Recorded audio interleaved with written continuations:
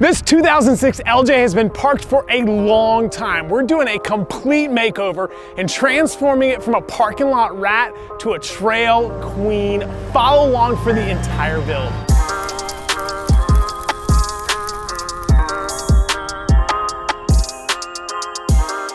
So my dad found this LJ probably, I don't know, 5, 6, 7 years ago on Craigslist and bought it. And then he parked it over in the parking lot and we said we're gonna get to it someday, but we never did. The last it was inspected was in September of 2018. It needs a complete makeover. There's a lot of rusty components on here. There's a lot of mechanical issues that need to address.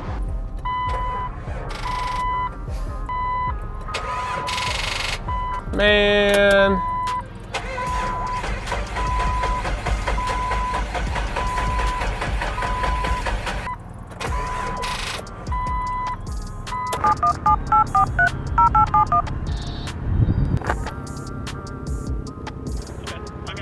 All right, send a battery up for it. Okay, will do. All right, thanks. I can't get it started, so we're gonna order a battery, get that here, and then we can get it started and get it ready to pull in the shop. We got a whole bunch of cool stuff planned for this thing. Right now, it's got an old Rubicon Express long arm kit on it. We're gonna be putting in a Dynatrac Pro Rock 44 front axle. We're gonna be doing Tom Woods drive shafts, a bunch of Metal Cloak parts like their springs and shocks, some Curry steering. We're gonna be wrapping the whole thing in Metal Cloak armor. We had some old Walker Evans bead locks sitting around, so we're gonna be doing those with a set of old tires that we had here that were bought 10 years ago from one of our vendors as a closeout. So we're gonna get that together. I'm tired of seeing this thing sit around and I'm excited to see what we're gonna turn it into to get it out on the trail. Like I said, we haven't had this thing running in probably 5 years, so it's accumulated a bunch of rust. You got a battery? Yes. All right. There's your cooler. Doing all the work. Okay, let's try it again. Okay.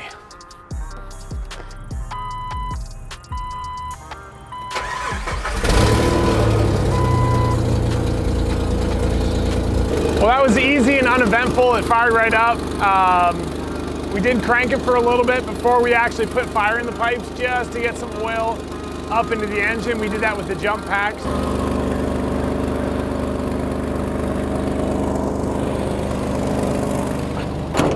In the back, it's got a factory Dana 44. So we're gonna keep that. We're gonna stuff it with an ARB as well. We're gonna be swapping in a Rubicon transfer case. That's super important to have low range, especially in a manual trans. So there's gonna be a lot of changes that happen to this Jeep. This one's pretty unique because it is the last year. It's the last of the venerable 4-liter, which we all love. And these long wheelbase LJs are super desirable because they are 10 inches longer than just your normal Wrangler. That translates to a much better ride, more stable, and you can fit more stuff in it, which who doesn't need more room for more stuff? I expect this project to take us probably 2 or 3 weeks. That's what we've got it booked for in the shop.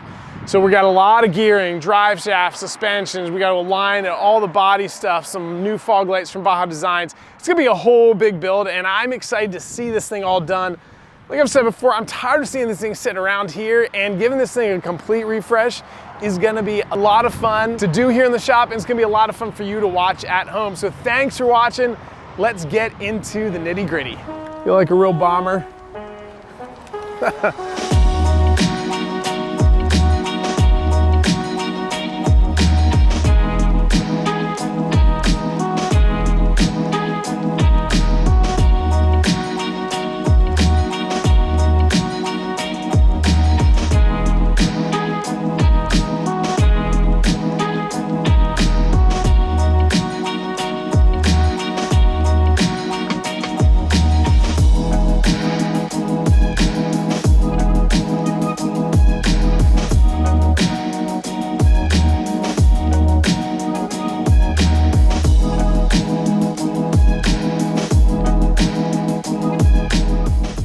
We're about a week into the LJ and things have been going pretty well. Mike's been moving at a pretty good clip, although rust has been fighting him the entire way. As you can see, we've got the front axle completely out. He's removed all the original control arms. These are Rubicon Express control arms. Checked all the bushings, replaced grease zerks. Everything that needed done on the control arms is done, specifically when it comes to the front. We had a tough time getting the factory Rubicon Express belly pan out just because of some of the inserts that were there. We had to use a little bit of heat and persuasion to make it happen. While it was all out, we double checked the exhaust because when we started up, there was a massive exhaust leak. It looks like the caps were just simply loose. So we've got those all tightened up, ready to go. As you can see, the front bumper is installed. This is a metal cloak front bumper. It looks really good.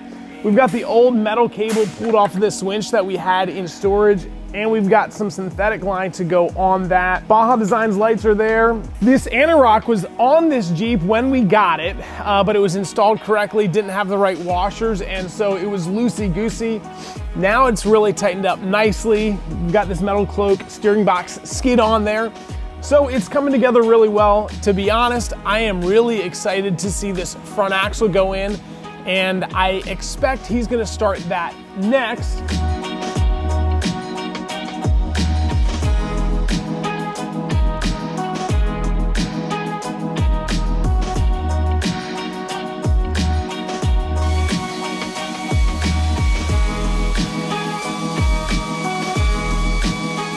Like I mentioned earlier, the technician really fought with this lower belly pan. As you can see, there's a lot of bolts that hold this thing into the cross member, and every one uses a tapered Allen bolt. So with probably a decade or more of corrosion and salt, they didn't come out real easy. As you can see, this kind of puzzles right into that location and provides a really flat mounting for the transmission. You can see the transmission mount will bolt in right there. Of course, we got the transmission mount right here. It does use the factory OEM style transmission mount, but we removed this whole thing to gain access to the transfer case. We ripped out the old transfer case because it had the standard 231 with a hack and tap. And a hack and tap is just a cheap way for people to put a fixed yoke on the back. Essentially, you just cut the back of the shaft off, slide a flange on it, and bolt it in. The problem with them is they're not usually that flat and square, and it's not really a great solution. And the gear ratio in that factory 231 case is only 2.7. So what we did is we swapped in this Rubicon transfer case. This is the 241, it's a bigger case, and it's got 4-to-1 in it. So with this thing being a manual, we'll have a nice low range, so you're not gonna be stalling this thing out on the trail. What we also did while that was out is installed a Novak cable shifter.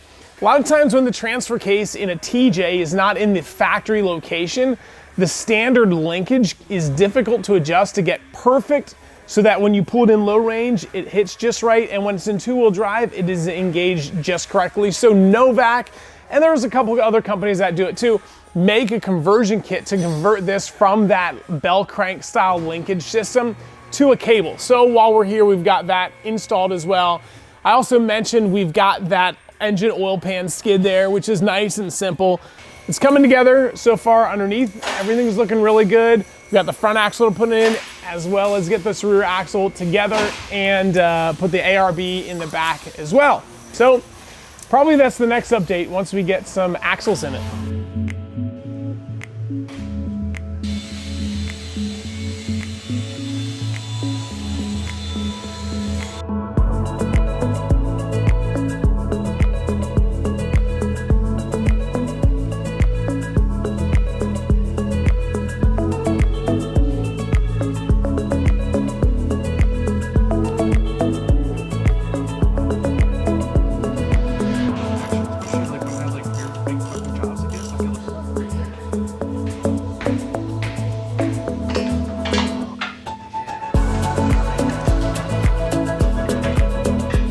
We've made some great progress over the last few days, and as you can see, things really coming along. We've got the front fenders, the rock sliders, the corner guards, the rear bumper, and the tire carrier all mounted in place. All of this stuff is ordered directly from Metal Cloak in their black powder coat, which I really like.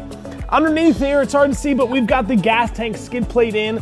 I really like this gas tank skid because it's two parts. One part that is steel, which is this part that goes on the bottom. That's what's gonna eat all the rocks. The sides then are all aluminum, so nice and lightweight to save a little bit of weight and prevent corrosion. So all in all, it turned out really nice. This bumper is from Metal Cloak. It has an integrated hitch. It does have big, beefy frame reinforcements. Back here, this is the tire carrier. It is all assembled. It is from Rusty's. I really like this one because I like body-mounted tire carriers. I'm not a huge fan of bumper-mounted tire carriers. I think they need to move together. I really like that when you open the gate, the spare tire moves from the factory latch. The cool thing about this Rusty's carrier is it's got a big reinforcement bracket that ties it into the roll cage. So you're not just bolting it through the body here, but it's got a huge reinforcement bracket there as well.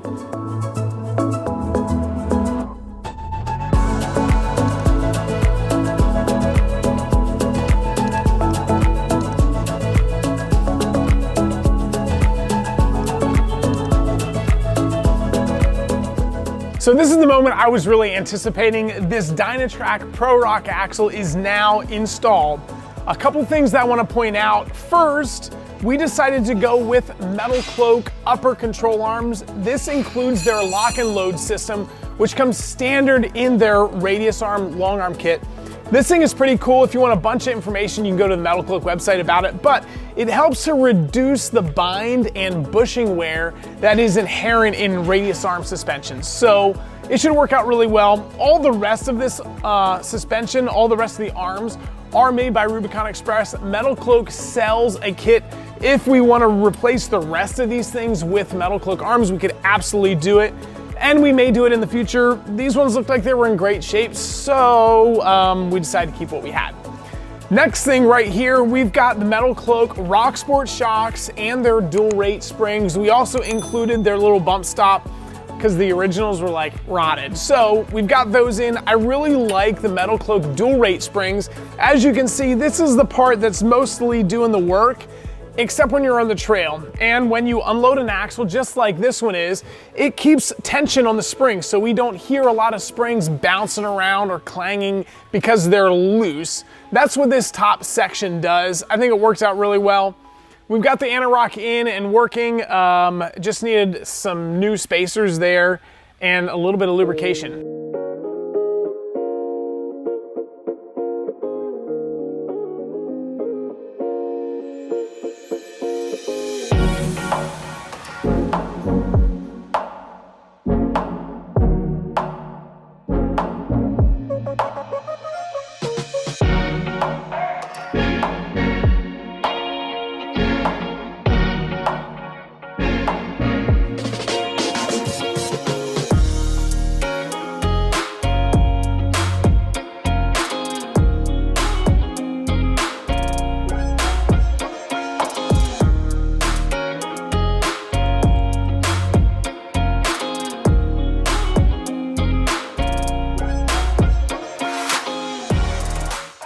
So we just pulled the Jeep out. We've got to take a little bit of a break on it. We had it scheduled for 3 weeks and ran out of time. So we've got it back in our calendar in a few weeks to get the rest of the work wrapped up. On that list is going to be bump stops. We don't have any bump stops set. So once the vehicle can easily move under its own power, we're going to be installing the Metal Cloak adjustable bump stops and get those set just about perfectly. We've got to dig into the rear axle. The rear drive shaft is not in it currently, and we're going to be installing an ARB locker in the back, as well as new axle shafts. We've got some electrical stuff to do, the installation of the Rough Country MLC, and as you can see back here, there are no taillights, so we got to get the taillights installed. This is the first chance that we've got to take a peek of the Jeep sitting on the ground, and it looks completely awesome. Once we get the rear axle the way it should be with the rear locker, we're gonna of course replace the rear brakes, but we also have some wheel spacers to put on with these wheels. These wheels were from a previous project, and the back spacing was about 4 inches, but to clear these 37 1350s, we had to run about 1.25 inch wheel spacer to make it all jive correctly. The inside is still kind of torn apart. As you can see, we've got a new eBay steering wheel, leather wrapped steering wheel, so that looks really nice. This old one is looks like the sands of the Mojave Desert. It is all dry rotted and cracked. This is the Rough Country MLC. So we've got rear locker, front locker, and compressor, and that will get mounted right on top of the dash here for easy access. The fog lights, I think we have wired, it's really starting to rain, to the front bumper. John, the camera guy, and I just wrapped up the winch, so we've got that thing spooled up now and looking good. The whole front suspension is all done. Axle shafts, front locker, everything's ready to rock. I think probably within the next chunk, the next week or two, we'll get the rest of the project wrapped up. And of course, I'm not gonna leave you hanging. We're gonna document all of that, and we're gonna pick up right where we leave off.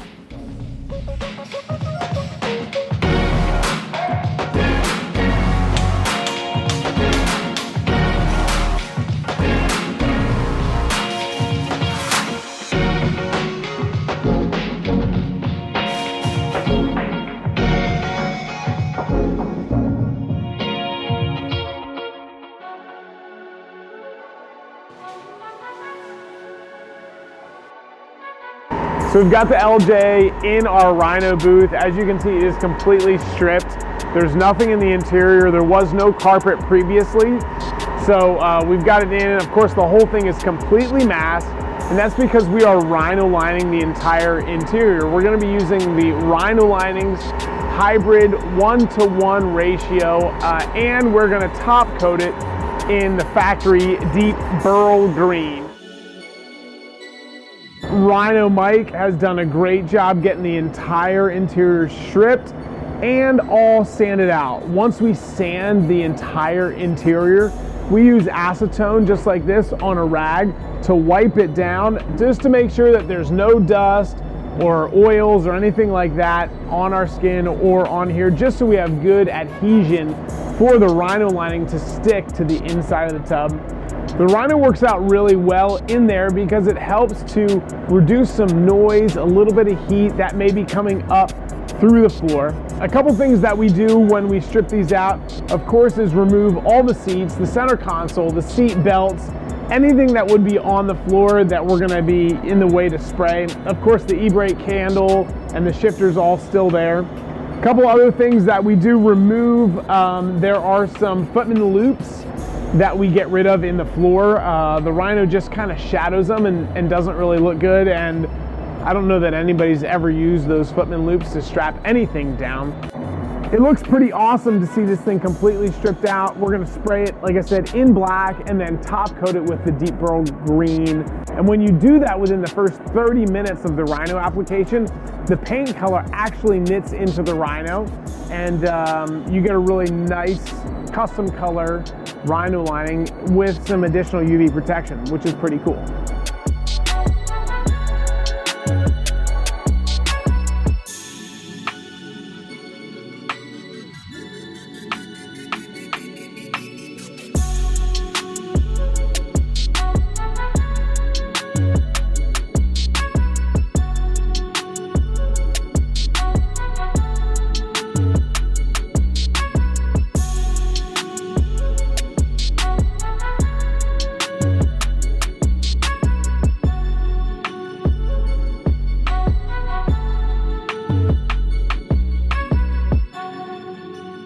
Hey, I really love this thing. It did great. Good. It's everything that I thought it would be, and handles really good. This has a Rubicon transfer case, so it's a little lower than the one I had before. Yep. And a 6-speed manual. 6-speed. That's a little 5. confusing compared to a 5-speed when you're on the trail. But we led a group through some really tough stuff today. And how many people were in your group? We had 6 in our group. And you guys were doing, you had 6 or 7. You guys were doing some blues and blacks. Well, mainly blacks. We did 20, and you know, exactly what this thing was built for. This was really stretched out today. A lot of big rocks, and it did awesome. Yeah, it really did great. I'm a satisfied customer.